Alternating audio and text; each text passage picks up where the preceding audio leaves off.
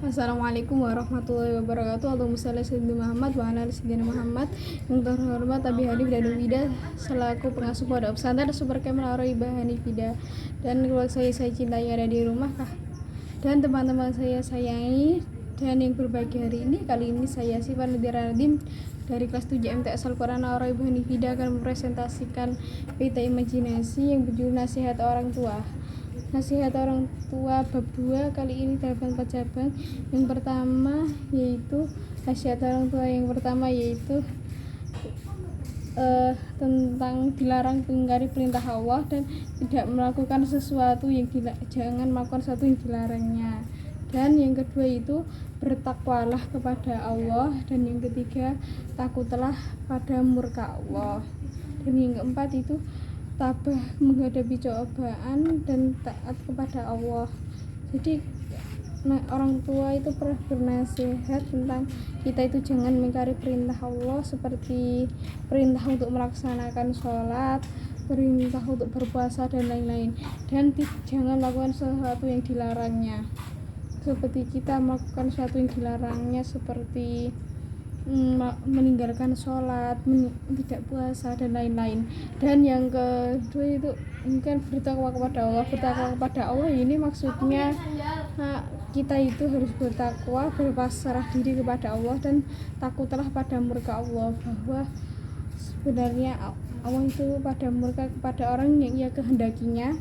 Dan yang keempat itu tabah menghadapi pada cobaan dan taat kepada Allah.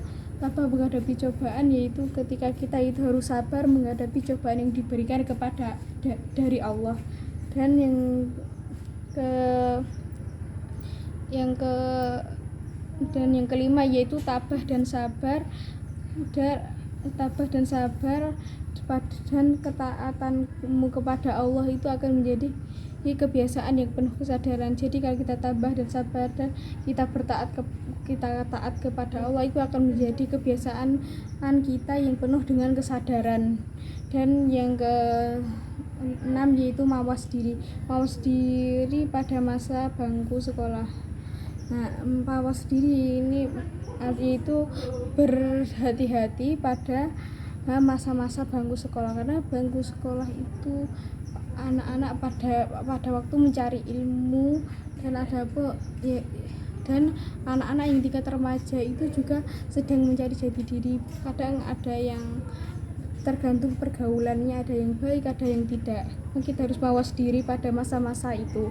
Dan yang ketujuh yaitu tentang gurumu adalah orang yang berusaha bagi maslahat dan bagi dirimu. Jadi bahwa guru kita itu adalah orang yang berusaha bagi kita, itu yaitu kebaikan bagi kita.